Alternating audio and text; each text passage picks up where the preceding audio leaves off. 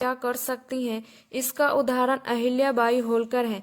जीवन में परेशानियां कितनी भी हो, उनसे कैसे निपटना है, यह हमें अहिल्याबाई के जीवन से सीखना चाहिए।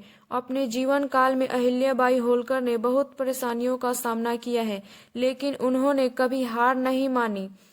31 मई 1725 को चौड़ी गांव अहमदनगर महाराष्ट्र में जन्मी अहिल्याबाई अपने गांव के सम्मानित मनकोजी सिद्धे की सुपुत्री थी। अहिल्या के विषय में खास बात यह है कि उनका संबंध किसी राजघराने से नहीं रहा। अपने संस्कारी पिता की संस्कारी बेटी दिखने में जितनी सुंदर थी, उतनी ही गुणी भी थी। प्यारी सी अहिल्या को यह आभास भी नहीं था कि एक दिन उसके हाथों में किसी राज्य की सत्ता आएगी और वो कोमल सी लड़की बहादुरी से अपने दायित्व का निर्वाह करेगी। ये वो दौर था जब औरंगजेब की मृत्यु के बाद मुगल अपने पतन की ओर बढ़ रहे थे और मराठा अपने साम्राज्य का विस्तार करने में जुटे हुए थे। मराठों की शक्ति में जिन सेनापतियों की अहम भूमिका थी, उन्हीं में से एक थे मल्हारराव होलकर। पेशवा बाजीराव ने मल्हारराव होलकर को मालवा की जागीर सौंपी थी और इसके बाद मल्हारराव ने अपने बाहुबल से अपने राज्य की स्थापना की, जिसकी राजधानी उन्होंने इंदौर को बनाया। सब कुछ सही था। मल्हारराव को चिंता थी तो सिर्फ अपने इकलौते बेटे खाडेराव की उनका बेटा उनकी तरह पराक्रमी नहीं था। वे चाहते थे कि पराक्रमी न सही, किंतु खाडेराव कम से कम इतना योग्य तो हो कि राज्य की सेवा कर सके। मल्हारराव चाहते थे कि उनकी जो पुत्रवधू हो वो गुणी हो, जिससे वो राजघाट संभालने में उनके बेटे की मदद कर सके। इसी सोच के साथ वो अपने लिए एक योग्य पुत्रवधू ढूंढ रहे थे। इसी दौरान एक बार वो कहीं से लौट रहे थे। लौटने में थोड़ी शाम हो गई तो वो पास के गांव चावड़ी में रुक गए। यही उन्होंने शाम की आरती के वक्त मंदिर में एक बच्ची का भजन सुना। बच्ची की आवाज इतनी मधुर थी कि वो मंत्र मुग्ध हो गए। उन्होंने बिना देर किए एक गांव वाले से पूछ कि ये बच्ची कौन है जो गा रही है। गांव वाला समझ गया कि ये महा से बाहरी हैं, इसलिए हमारी अहिल्या को नहीं जान रहे। उसने मल्हारराव को बताया कि ये अहिल्या है, हमारे मनकोजी सिद्धे की सुपुत्री। इतना सुनते ही मल्हारराव ने उनसे आग्रह किया कि वो उन्हें मनकोजी सिद्धे के पास ले चले। मनकोजी सिद्धे के पास पहुंचने पर मनकोजी ने कहा कि वे उन्हें नहीं पहचान रहे, कृपया अपना परिचय दे। जब मल्हारराव ने अपना परिचय दिया तो मनकोजी खुश होते हुए बोले कि आपको कौन नहीं जानता, आपकी वीरता के चर्चे तो हर तरफ फैले हैं। मनकोजी ने आग्रह किया कि वो आज की रात उनके यहाँ रुके तथा उन्हें सेवा का मौका दे। मल्हारराव ने उनका आग्रह मान लिया। वे अहिल्या को गौर से देखते रहे। अहिल्या की सुंदरता और उसके संस्कारों ने मल्हारराव को इतना मोह लिया कि वो उससे मन ही मन अपनी पुत्रवधू मान बैठे। रात्रि भोजन के समय राव ने मनकोजी सिद्धे के सामने अपने पुत्र से अहिल्या के विवाह का प्रस्ताव रखा। मनकोजी सिद्धे को और भला क्या चाहिए था, वो झट से मान गए। इस तरह अहिल्या मल्हारराव की पुत्रवधू और खानेराव की पत्नी बन गई। इस तरह अहिल्या होलकर परिवार की बहू बनी।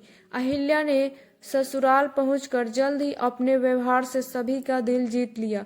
सास की देखरेख में उन्होंने तेजी से घर की जिम्मेदारी संभाल ली और ससुर के सहयोग से वह राजकाज के काम देखने लगी।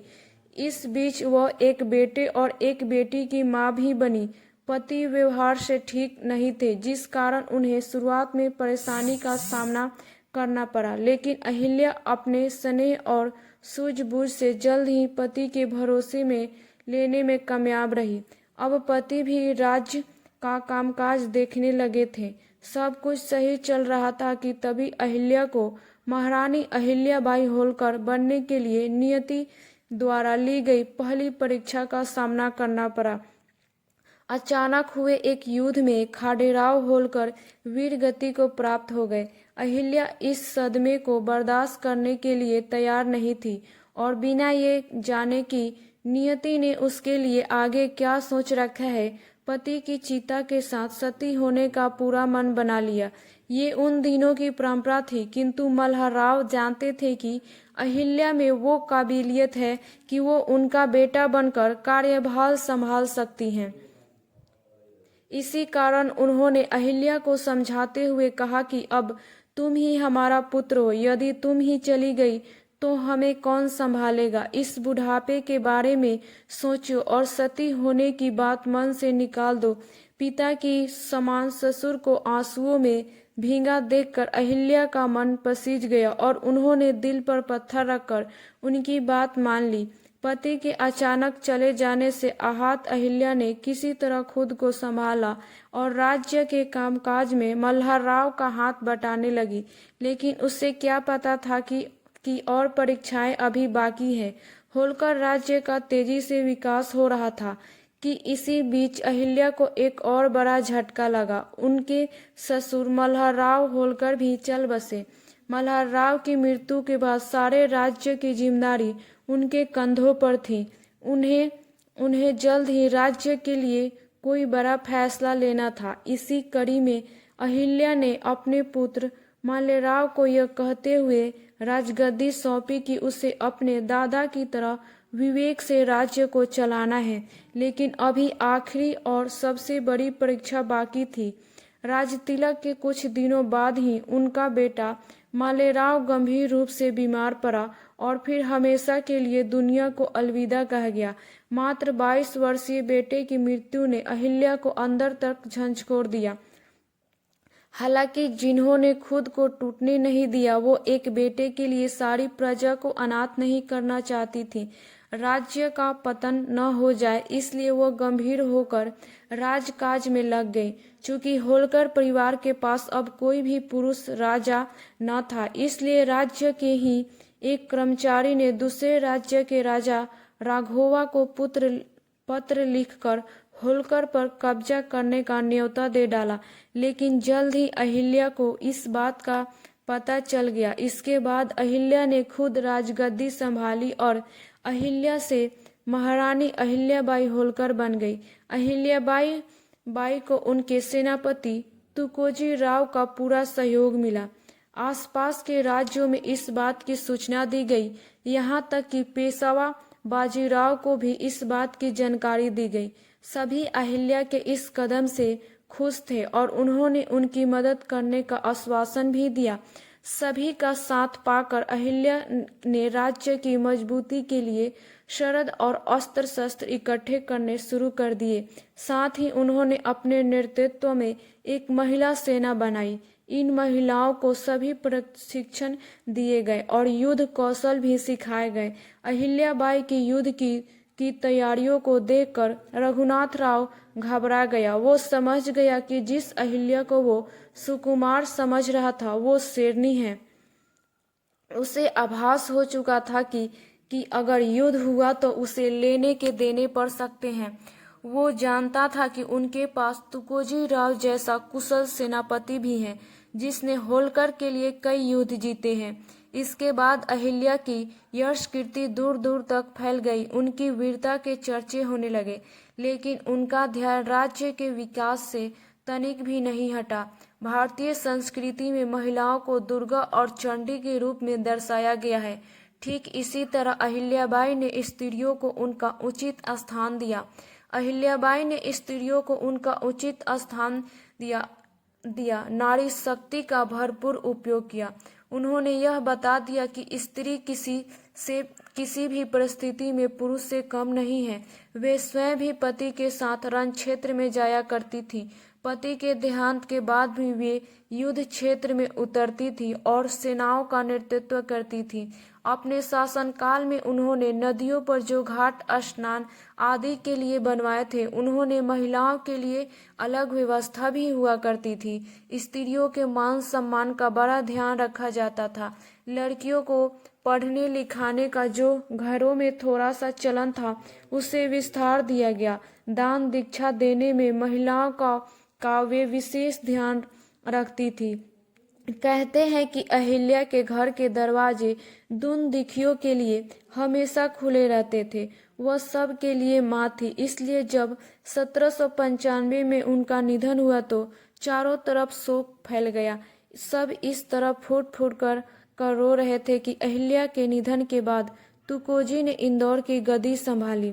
अहिल्या हमेशा नारी शक्ति के लिए प्रेरणा स्रोत रही हैं। उन्होंने सिर्फ पति और ससुर के देहांत के बाद अपने राज्य की गद्दी संभाली, बल्कि एक ऐसे शासन का उदाहरण पेश किया जो हर दौर के लिए एक आदर्श बन सकता है। उन्होंने अपने शासन काल में हमेशा लाभ हानि को दरकिनार करते हुए समाज और अपनी प्रजा की जरूरतों को समझा। यही कारण है कि वो नई उम्मीद बनकर उभरी और लोगों ने उन्हें देवी मानते थे और उनके जीवन काल में ही उन्हें देवी के रूप में पूजने लगे थे। भारत के इंदौर शहर के लिए अहिल्याबाई का एक अलग ही लगाव था। उन्होंने इस शहर के विकास के लिए अपनी काफी पूंजी खर्च करी थी। अपने जीवन काल में ही अहिल्याबाई होलकर ने इंदौर शहर को एक बहुत ही सुगम शहर या क्षेत्र बना दिया था। यही वजह है कि भाद्रपद कृष्ण पक्ष की चतुर्दशी को यहाँ पर अहिल्या उत्सव मनाया जाता है। अहिल्या होलकर से जुड़े मतभेद। अहिल्या होलकर ने अपने जीवन में हिंदू धर्म उस समय सनातन धर्म के लिए अपने बड़े कार्य किए। यही वजह है कि कुछ आलोचकों ने उनके लिए लिखा है कि वह मंदिरों के लिए अंधाधुंध पैसा दान या खर्च करती रहीं। उन्होंने अपनी सेना को मजबूत नहीं किया। कुछ लोग उन्हें अंधविश्वास को बढ़ावा देने वाली भी कहते हैं, लेकिन सत्य यही है कि उन्होंने अपने धर्म को अपने मान सम्मान और राज्य से बड़ा समझा और अपने धर्म के विकास के लिए उन्होंने अपना अहम योगदान दिया। अहिल्याबाई होलकर का विचारधारा।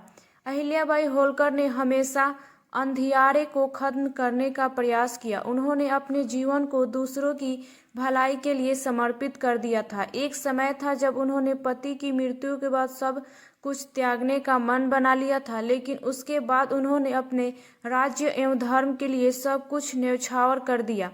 अहिल्याबाई होलकर भारत सरकार द्वारा सम्मान।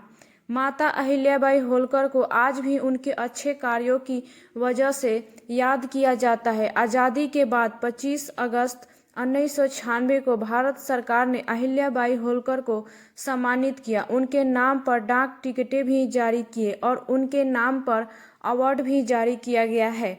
भारत के अनेक राज्यों में अहिल्याबाई होलकर की प्रगति आज भी मौजूद है और आज भी पाठ्यक्रम में उनके बारे में बताया जाता है। उत्तराखंड सरकार ने उनके नाम पर एक योजना भी शुरू की है। इस योजना का नाम है अहिल्याबाई होलकर भेड़ बकरी विकास योजना है।